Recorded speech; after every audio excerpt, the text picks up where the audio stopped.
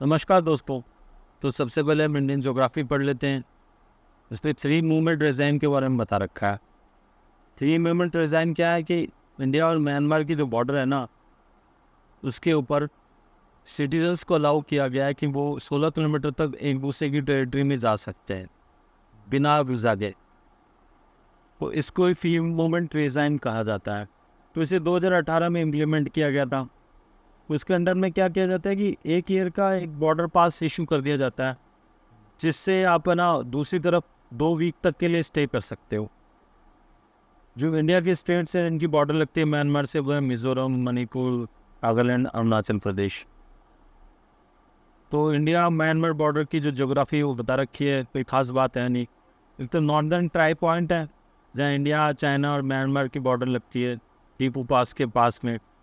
और दूसरे जो ज्योग्राफिकल फीचर्स ये हैं कि मिशमी हिल्स यहीं पड़ती है, पटकाई रेंज हो गया, तियाऊ रिवर हो गई, चिन हिल्स हो गई, ये सब है ना।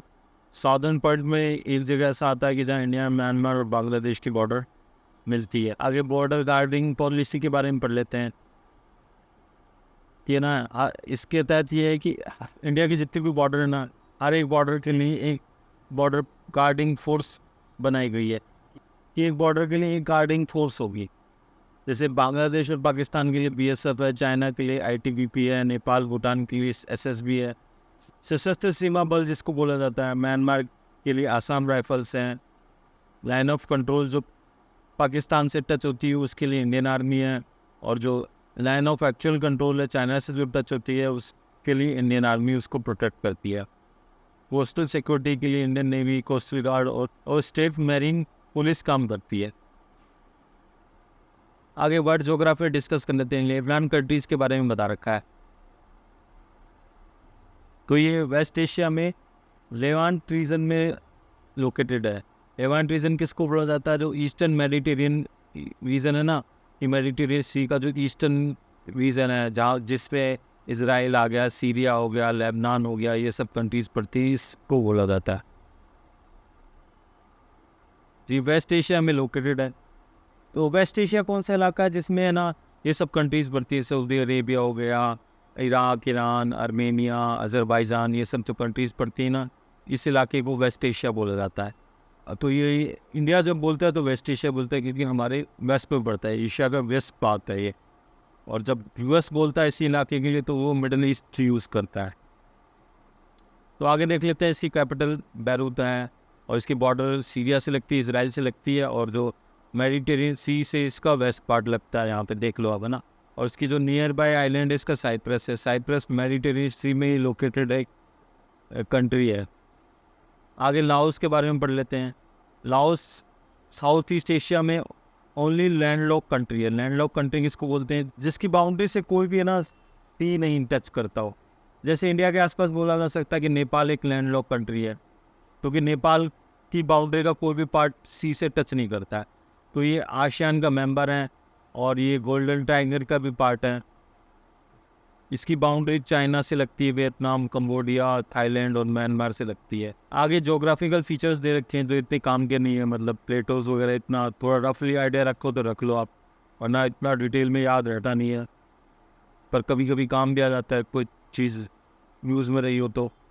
माउंटेन रेंज बता रखी है, हाईएस्ट पीक बता रखी है, वो भी इतना इम्पोर्टेंट नहीं है। मेजर रिवर है मैकोंग रिवर। लाओस की म्यांमार के साथ तो नेचुरल बाउंड्री बनाती है, और लाओस की थाईलैंड के साथ भी नेचुरल बाउंड्री बनाती है। तो आगे पॉलिटी डिस्कस कर लेते हैं। पॉलिटी में सबसे पहले कंटेम्प्ट पिटीशन के बारे में बता रखा है।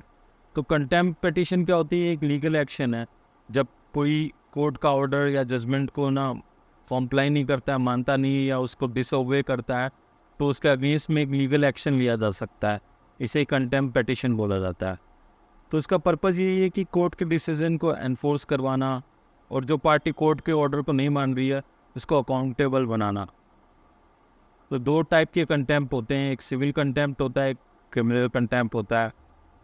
तो जो सिविल कंटेम्प्ट होता है वो ये होता है कि कोर्ट के ऑर्डर को ना आप विलफुली उसको मान नहीं रहे हो, या लीगल जो ऑब्लिगेशन है ना उसको फुलफिल करने में फेल रहे हो। जैसे कि एग्जांपल ये कि कोर्ट के जजमेंट या ऑर्डर को आप नहीं मान रहे हो, तो ये सिविल कंटेम्प्ट हो गया। क्रिमिनल कंटेम्प्ट क्या होता है कि कोर्ट की जो डिग्निटी होती है या अथॉरिटी होती है उसको आप अंडरमाइन कर रहे हो। तो एग्जांपल क्या हो गया, जैसे कोर्ट में या जुडिशियल प्रोसीडिंग्स के दौरान आप बना कोर्ट में एक डिसरेस्पेक्टफुल बिहेवियर करते हो, कोर्ट की अवमानना करते हो, ये क्रिमिनल कंटेम्प्ट में आएगा। कंसिक्वेंसेस क्या हो सकते हैं इसके कि आप पे फाइन और इम्प्रिजमेंट हो सकता है।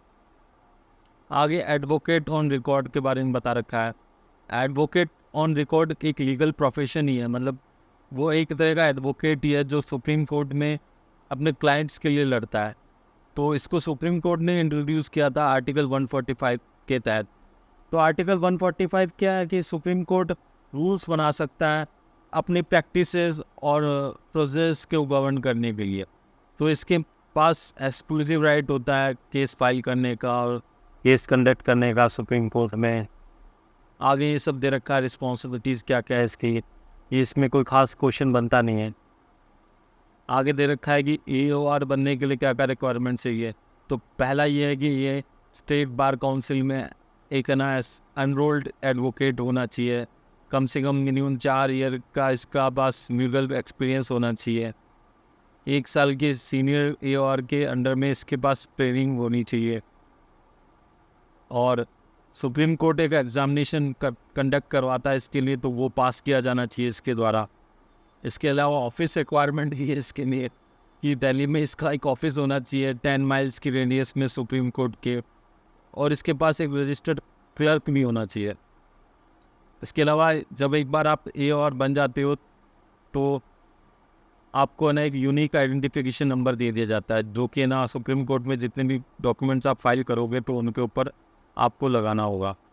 तो जो AOR होता है ये सिर्फ सुप्रीम कोर्ट में ही होता है, ये हाई कोर्ट में इस तरह का कोई प्रोविज़न है नहीं। आगे गवर्नमेंट स्कीम्स पढ़ लेते हैं।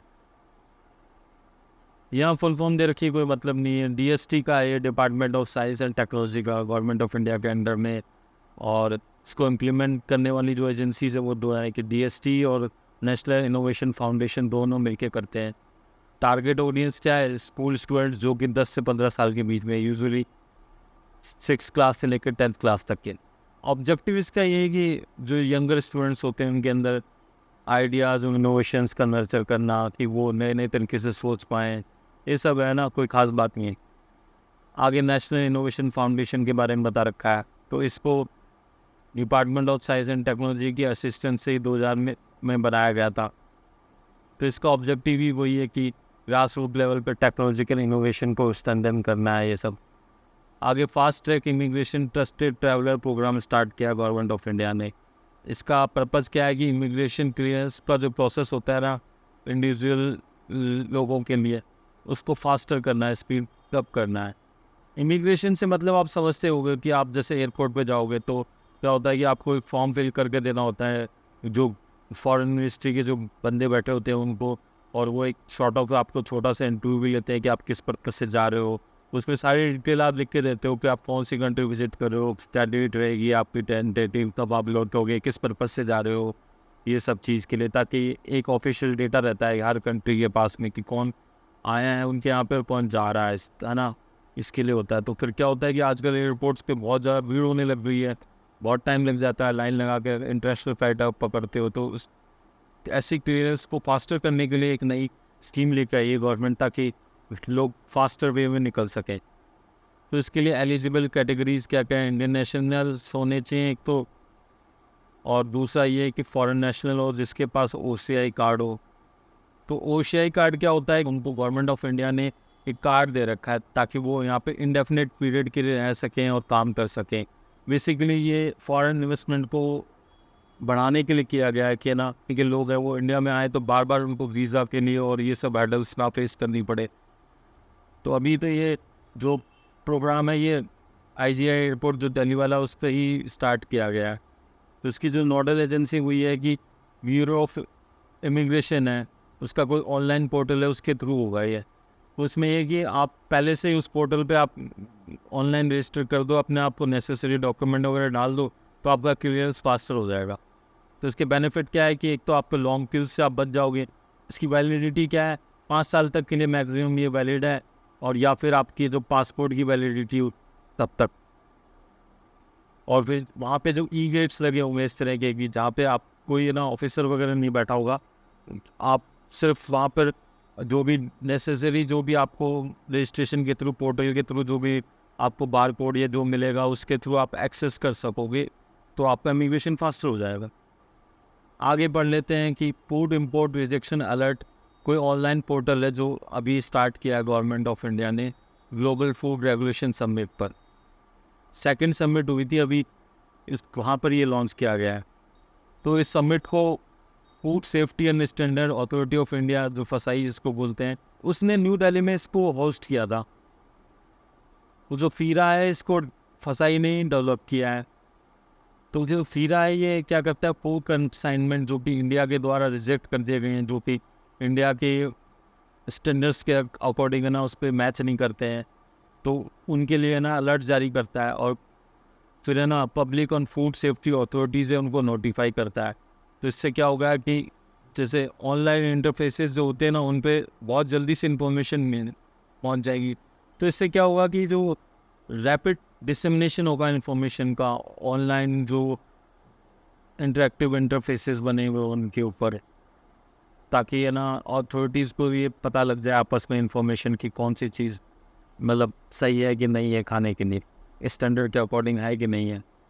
आगे विटनेस प्रोटेक्शन स्कीम के बारे में पढ़ लेते हैं। तो इसका काम ये है कि जो विटनेस होता है उसको अगर थ्रेट मिला हुआ है कहीं से तो उसको प्रोटेक्ट करना है। तो इसको सुप्रीम कोर्ट ने 2018 में स्टार्ट किया था विटनेस के प्रोटेक्शन के लिए। तो इसमें प्रोटेक्शन के मेजर भी बताए गए हैं, जैसे कि विटनेस की आइडेंटिटी को आप चेंज कर सकते हो, उसको रिलोकेट कर सकते हो। जो कैटेगरी बना रखी है इसकी ये कोई खास इंपॉर्टेंट है नहीं। तो इसके अंदर एक विटनेस प्रोटेक्शन फंड भी बना रखा है जिसको होम मिनिस्ट्री द्वारा मैनेज किया जाता है।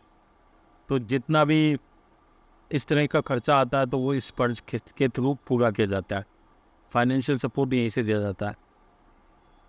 आगे पीएम मित्रा पार्क स्कीम के बारे में बता रखा है। तो इस स्कीम का जो मेन एम यही है कि ना लार्ज स्केल और इंडस्ट्रियल इंफ्रास्ट्रक्चर डेवलप करना है टेक्सटाइल सेक्टर के लिए। तो वो इतने बड़े पार्क होंगे कि एटलीस्ट 1000 एकड़ के होंगे। इसकी implementing agency special purpose vehicle जो गवर्नमेंट बनाएगी उस पर्टिकुलर इस स्कीम को पूरा करने के लिए वो होंगे। तो इसमें ग्रीन फील्ड और ब्राउन फील्ड दोनों टाइप के पार्क हो सकते हैं। ग्रीन फील्ड का मतलब ये है कि आप स्क्रैच से स्टार्ट कर रहे हो, शुरू से बिल्ड कर रहे हो। ब्राउन फील्ड मतलब एग्जिस्टिंग कोई है ना उस पे काम कर रहे हो आप। तो इसका जो मेन बेनिफिट यही होगा कि है ना लॉजिस्टिक कॉस्ट को कम करना है और कॉम्पिटिटिवनेस को बढ़ाना है। कि जैसे मान लो कि बहुत सारे टेक्सटाइल फील्ड में काम होते हैं, स्पिनिंग हो गया, वीविंग हो गया, तो आप एक जगह कुछ और करोगे, फिर उठा के सामान को कहीं और ले जाओगे, फिर वहाँ कुछ करोगे, तो इससे क्या होता है टाइम वेस्ट होता है बहुत ज़्यादा और मैनुअल लेबर लगती है, खर्चा बढ़ता है। तो सब एक ही जगह हो जाएगा तो क्या चीज़ स्पीडी हो जाएगी और कम्पिटिटिवनेस बढ़ जाएगी आपकी। और इसमें जॉब देने का भी गवर्नमेंट का प्रोविज़न था और ये SDG 9 के से अलाइन भी है, को सपोर्ट करता है। SDG मतलब सस्टेनेबल डेवलपमेंट गोल्स। ये कभी हम बाद में डिस्कस कर लेंगे कि SDG क्या थे, ये आपको आइडिया होगा, वैसे से कोई बड़ी बात नहीं, बहुत सालों से न्यूज़ में ही है। आगे इकोनॉमी के बारे में पढ़ लेते हैं। US फेडरल रिजर्व के बारे में बता रखा है। तो US फेडरल रिजर्व क्या है कि वहाँ का सेंट्रल बैंकिंग सिस्टम है यूनाइटेड स्टेट्स का, जो कि वहाँ की इकोनॉमी को मैनेज करने में क्रूशियल रोल करता है। तो इसकी प्राइमरी फंक्शन क्या है कि मॉनेटरी पॉलिसी को कंट्रोल करता है ये, इसके अलावा बैंकिंग सुपरविजन करता है, बैंकिंग सर्विसेज ऑफर करता है US गवर्नमेंट को और दूसरे फाइनेंशियल इंस्टीट्यूट्स को। तो इसका भी काम वही है कि वहाँ पे मैक्सिमम एम्प्लॉयमेंट जनरेट हो सके, इस तरह की पॉलिसीज़ बनाना, प्राइसेस स्टेबल रहें, इन्फ्लेशन ना आए। फेड रेट कट का क्या मतलब है? फेड रेट कट का मतलब ये है कि फेडरल फंड रेट्स होती है ना उसमें रिडक्शन आ जाना, कि बैंक्स वहाँ पर जो ओवरनाइट एक दूसरे को पैसा देते हैं तो जो इंटरेस्ट रेट चार्ज करते हैं ना उसको कम कर देना। तो ये एक तरह से वैसे ही है जैसे कि हमारे यहाँ पे रेपो रेट और रिवर्स रेपो रेट है। तो जब आप इंटरेस्ट रेट कम लोगे तो इससे क्या हो, इकोनॉमिक एक्टिविटी बूस्टअप होगी वहाँ पे और इन्फ्लेशन कम हो जाएगा, ये सब चीज़ें। ऐसा किया जा रहा है कि पोस्ट पैंडेमिक रिकवरी के लिए, कि कोविड-19 के बाद में उनके यहाँ पे भी इकोनॉमी की हालत पे खास अच्छी नहीं है, इन्फ्लेशन को कंट्रोल करने के लिए और एम्प्लॉयमेंट जनरेट करने के लिए ये सब। तो इससे इंडिया पे क्या इम्पैक्ट आएगा, ये ज़रूर एक काम का क्वेश्चन बनता है यहाँ पे। तो अब क्या होगा कि वहाँ बैंक्स अगर कम इंटरेस्ट रेट देंगे तो जो इन्वेस्टर्स होंगे वो ऐसी जगह की तलाश करेंगे जहाँ पे उनको ज़्यादा अच्छी रिटर्न्स मिल सके, क्योंकि बैंक्स तो अब कम इंटरेस्ट दे रहे हैं ना आपको। तो फिर वो इंडिया में भी इन्वेस्ट कर सकते हैं, तो यहाँ पे शेयर मार्केट बूम कर सकता है।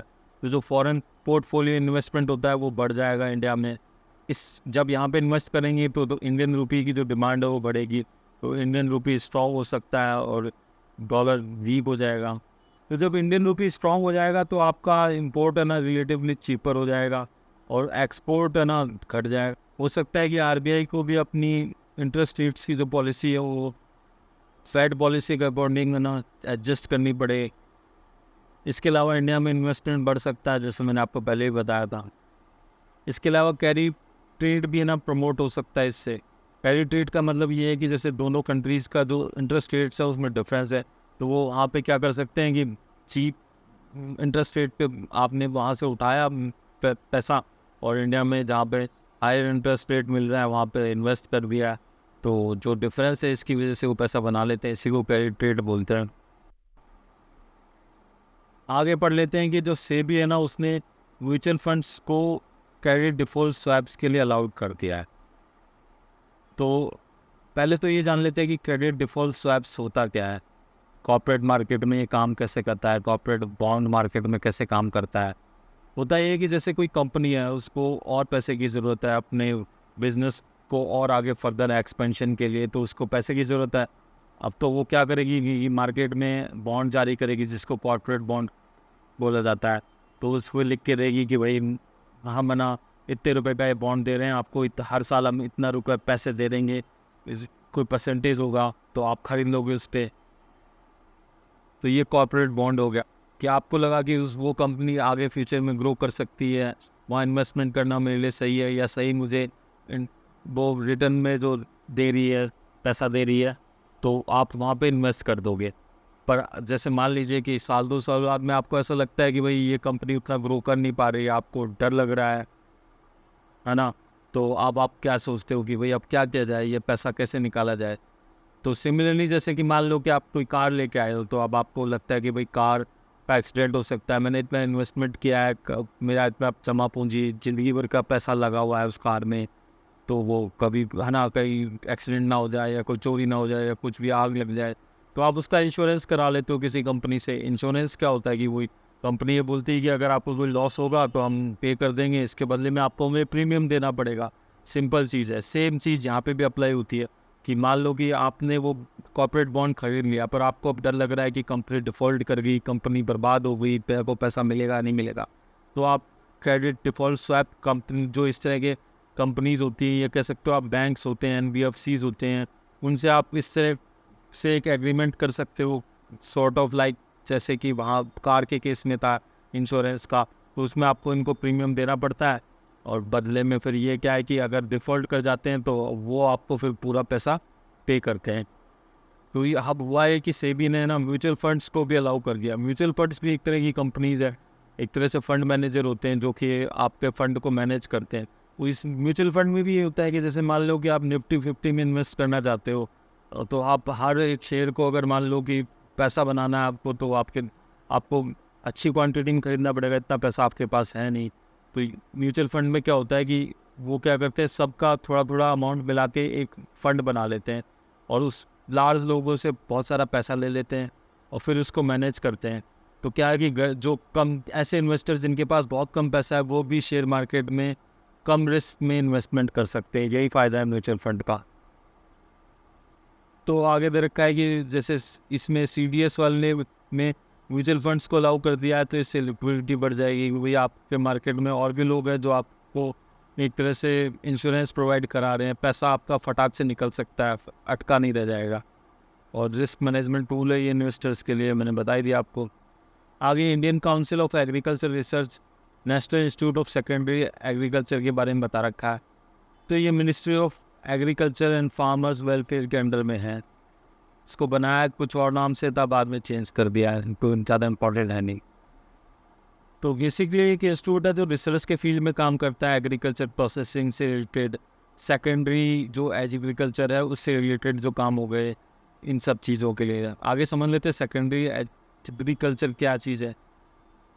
तो जो प्राइमरी एग्रीकल्चर प्रोडक्ट्स होते हैं उनका वैल्यू एडिशन करना इसमें इन्वॉल्व रहता है, और दूसरी एक्टिविटीज जैसे बी कीपिंग हो गई, पोल्ट्री फार्मिंग हो गई, एग्रीकल्चर टूरिज्म हो गया, ये सब इसमें होता है। तो इसमें यही होता है कि जो एग्रीकल्चर प्रोड्यूस होते हैं, रेज्यूम्यूज होते हैं, बायो प्रोडक्ट्स हो गए, उनको हाई वैल्यू कमोडिटीज़ में चेंज किया जाता है फार्मास्यूटिकल, इंडस्ट्रियल, मेडिकल और फूड यूज़ के लिए। इसमें एग्जांपल आप देख सकते हो, जैसे कि ग्रेन से आपने विटामिन निकाल लिया, राइस ब्रान से ऑयल निकाला आपने, शुगर केन से जैगरी बना लिया, गुड़ जिसे कहते हैं, जैम बनाना, पिकल बनाना, ये सब अचार जिसे बोलते हैं। तो सेकेंडरी एग्रीकल्चर का जो सिग्निफिकेंस है वो पता ही आपको कि एनवायरमेंटली सस्टेनेबल प्रैक्टिसेस को प्रमोट करता है। ये कि क्रॉप रेजिड्यू और एग्रीकल्चर वेस्ट है ना, उसको भी बर्न करने और जैसे डंप कर दिया जाता है, उसके बजाय आप उसको यूटिलाइज कर रहे हो, फार्मर्स की इनकम बढ़ जाएगी, वैल्यू एडिशन हो रहा है आपका ना, प्रोडक्टिविटी बढ़ रही है, कॉटेज इंडस्ट्री को प्रमोट कर रहा है। आगे बढ़ लेते हैं इंटरनेशनल एनवायरमेंटल ऑर्गेनाइजेशंस के बारे में। इंटरनेशनल बिग कैट अलायंस के बारे में बता रखा है, इसको इंडिया ने ही फाउंड किया था, क्योंकि प्रोजेक्ट टाइगर जो था हमारा उसके 50 साल हो गए थे, तो उस समय इसको किया था। तो प्रोजेक्ट टाइगर को 1973 में इंदिरा गांधी ने स्टार्ट किया था, तो 2023 में इसके 50 साल पूरे हो गए थे, तो तब उस उपलक्ष्य में इसको इंडिया ने स्टार्ट किया था। तो इसमें यही है कि जो 7 बिग कैट स्पीसीज़ हैं, तो उनके कंजर्वेशन को लेकर ना अलग अलग कंट्रीज़ में ग्लोबल जो कॉपरेशन है उसको स्ट्रेंथन करना है। कौन कौन सी स्पीसीज़ है, टाइगर, लायन, लेपर्ड हो गया, स्नो लेपर्ड, चीता, जगुआर और प्यूमा। मेंबर कंट्रीज़ देख लो, इंडिया है और ये सब बाकी कंट्रीज़ है, सोमालिया हो गया, ये सब। इसके अलावा यूएन की सभी जो कंट्रीज़ हैं इसको ज्वाइन करने के लिए एलिजिबल हैं। इसका हेडक्वार्टर इंडिया में है। इंडिया में कौन कौन सी मिलती है? Tiger, lion, leopard, snow leopard, चीता मिलता है। प्यूमा और जगुआर इंडिया में नहीं मिलता है। कंजर्वेशन स्टेटस दे रखा है अलग अलग स्पीसीज़ का, देख लेना, इसमें कुछ समझाने वाली बात है नहीं, कोई खास है ना। जो इंडिया में 5 जो बिग कैट्स मिलती हैं वो शेड्यूल 1 में वाइल्ड लाइफ प्रोटेक्शन एक्ट में आती हैं। तो ये जो 5 बिग कैट्स हैं ये शेड्यूल 4 में भी आती हैं, वाइल्ड लाइफ प्रोटेक्शन एक्ट 1972 के। तो शेड्यूल 4 क्या है, जिसमें कि इंडिया है ना साइट्स की जो कन्वेंशन है उसके साथ स्पीसीज़ के प्रोटेक्शन के लिए कंप्लाई करता है, वो सब 4th शेड्यूल में डाली गई हैं। आगे यूरोपा क्लिपर मिशन के बारे में बता रखा है। नासा का ये मिशन है, और जुपिटर का जो आईसी मून है यूरोपा, उसके स्टडी के लिए जाएगा। तो इसका ऑब्जेक्टिव यही है कि यूरोपा हैबिटेबल है कि नहीं है, ये इन्वेस्टिगेट करेगा कि वहाँ पे क्या है कि वो सरफेस पे ना ओशन है उसके, तो उसकी जो सरफेस है वो जो ओशन की वो आइस से ढकी हुई है। तो इसका देखने का काम ये होगा कि भाई उस सरफेस के नीचे जो वाटर है भी कि नहीं, और वहाँ पे लाइफ एग्जिस्ट हो सकती है कि नहीं है, कि लाइफ की पॉसिबिलिटी है कि नहीं है वहाँ पे, ये सब देखने के लिए कि वाटर का एविडेंस है कि नहीं है। स्ट्रॉन्ग एविडेंस तो यही करें कि वहाँ पे ना लिक्विड वाटर की प्रेजेंस हो सकती है। तो ये सब दे रखा है। आगे सस्टेनेबल एविएशन फ्यूल के बारे में पढ़ लेते हैं। सस्टेनेबल एविएशन फ्यूल एक तरह का फ्यूल डिज़ाइन किया गया है जो कि है ना एविएशन इंडस्ट्री को डीकार्बनाइज करेगा। कि ऐसा होता है कि जो प्लेन्स वगैरह उड़ते हैं तो जो CO2 का एमिशंस है ना बहुत ज़्यादा होता है, तो ये इस तरह का फ्यूल डिज़ाइन किया गया है कि जिससे कि CO2 का एमिशंस 80% तक कम हो जाएगा ट्रेडिशनल जो फॉसिल बेस्ड जेट फ्यूल्स होते हैं उसके मुकाबले में। तो इसमें सल्फ़र का जो कंटेंट होगा वो कम होगा, तो इससे सल्फ़र डाइऑक्साइड कम निकलेगी, और पार्टिकुलेट मैटर है वो भी कम निकलेंगे। तो ओवरऑल जो एयर क्वालिटी वो इम्प्रूव हो जाएगी। तो जो सस्टेनेबल एविएशन फ्यूल है उसको वेरियस रिन्यूएबल सोर्सेज से बनाया जा सकता है, वेस्ट ऑयल से, फैट, ग्रीन वेस्ट से, और म्यूनिसिपल वेस्ट से, नॉन फूड क्रॉप से। इसके अलावा इसका प्रोडक्शन कार्बन कैप्चर की जो टेक्नोलॉजीज़ है उससे भी किया जा सकता है, कि जैसे CO2 को डायरेक्टली एनवायरनमेंट से कैप्चर किया और उसको फ्यूल में कन्वर्ट कर दिया। तो ये इसका सिंथेटिक प्रोडक्शन का एक तरीका हो सकता है। आगे फेशियल रिकॉग्निशन टेक्नोलॉजी के बारे में बता रखा है। ये एक आर्टिफिशियल इंटेलिजेंस बेस्ड टेक्नोलॉजी है, जिसमें कि है ना आप क्या करते हो कि फेशियल फीचर और में को कैप्चर करते हो किसी के, और फिर उसको मैच करते हो। तो इससे क्या होता है कि फेशियल रिकॉग्नाइज कर सकते हो आप किसी का भी कि ये पर्सन वही है कि नहीं है। तो इसमें कुछ ज़्यादा समझाने वाला है नहीं। आगे मिशन दे रखे हैं वीनस के अलग अलग, जो कोई ज़्यादा इंपॉर्टेंट है नहीं, टाइम के साथ ही कौन कौन से लॉन्च हुए हैं, फ्यूचर मिशन कौन से हैं ये देख लेना आप, है ना, इस पे समझाने वाला कुछ नहीं है। डिफेंस का देख लेते हैं। एक्सरसाइज एक किया है ये नेशनल डिज़ास्टर मैनेजमेंट अथॉरिटी और इंडियन नेवी की जो सदर्न कमांड है उसने मिलकर इसको ऑर्गेनाइज किया था। इसमें भी आगे कुछ ऐसा समझाने वाला नहीं है। अमोनियम नाइट्रेट के बारे में देख लेते हैं। अमोनियम नाइट्रेट के यूजेस क्या क्या हैं। एक तो फर्टिलाइजर्स की तरह यूज़ होता है ये एग्रीकल्चर में। इसके अलावा इसको फ्यूल ऑयल के साथ जब मिक्स कर दिया जाता है तो अमोनियम नाइट्रेट फ्यूल ऑयल बनता है, जो कि है ना एक तरह का एक्सप्लोजिव होता है जो माइनिंग और डिमोलिशन में काम आता है। इसके अलावा कोल्ड पैक्स में काम आता है। कोल्ड पैक्स क्या होते हैं कि जैसे आपको इंजरी वगैरह हो जाती है तो इंस्टेंट आपको रिलीफ के लिए वहाँ पे कोल्ड पैक्स लगा दी जाते हैं, तो इस पर यूज़ होता है। आपने देखा होगा कई बार कि क्रिकेट का मैच हो रहा है तो फिजियो जनरली जो दौड़ के आते हैं तो वो इस तरह की चीज़ें लगा देते हैं ताकि आपको इंस्टेंट रिलीफ मिल जाए। आपको अगर कोल्ड पैक्स के बारे में अंदाज़ा नहीं हो तो आप गूगल करके देख सकते हो, ये उस पर दे रखा होगा, क्या कहते हैं, अमेजन वगैरह पर। इसके अलावा आप सेफ्टी मैचेस बनाने में भी ये काम आता है। फर्टिलाइजर इंडस्ट्री के बारे में बता रखा है आगे कि ग्लोबल स्टैंडिंग क्या है इंडिया की। सेकंड लार्जेस्ट कंज्यूमर है इंडिया यूरिया का और सेकंड लार्जेस्ट प्रोड्यूसर भी है नाइट्रोजन फर्टिलाइजर्स का। ये 8 कोर इंडस्ट्रीज़ में से एक है और इसमें जो सब्सिडी दी जाती है वो सेकंड लार्जेस्ट है फूड के बाद में। और पोटाश की रिक्वायरमेंट के बारे में बता रखा है इंडिया 100% पोटाश को इंपोर्ट करता है बेलारूस, रशिया, इजराइल, जॉर्डन से। तो ये आज का डिस्कशन था, एक समाप्त है।